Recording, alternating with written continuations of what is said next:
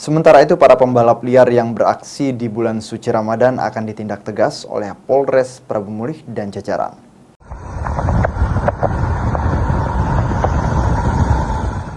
Disampaikan oleh Kapolres Prabu Mulih AKBP Widyardi untuk mengantisipasi balap liar yang sering dilakukan remaja saat menunggu waktu berbuka atau ngabuburit.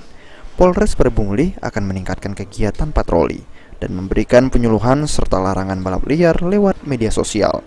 Polres juga disampaikan oleh AKBP Widyardi akan melaksanakan patroli malam dan membentuk satgas di luar piket untuk patroli 24 jam.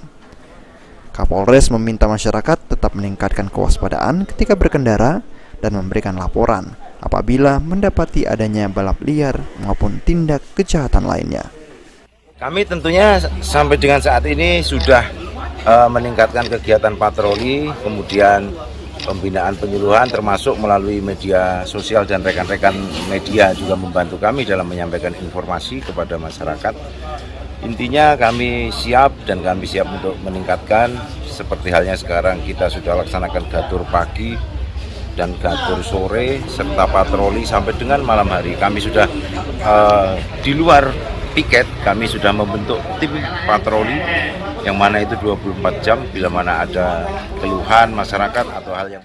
Khusus balap liar, Satlantas Polres Prabu Mulih telah memetakan titik yang sering dijadikan lokasi balap liar seperti di Jalan Jenderal Sudirman, di depan kantor Disnaker dan di Jalan Lingkar. AKP Munte menegaskan bakal langsung mengambil tindakan tegas apabila menemukan adanya kegiatan balap liar.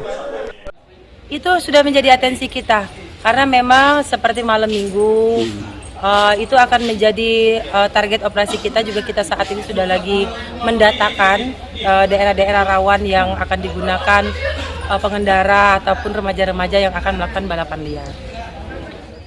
Berdasarkan aturan, balapan liar melanggar pasal 115 Undang-Undang Nomor 22 Tahun 2009 tentang LLAJ.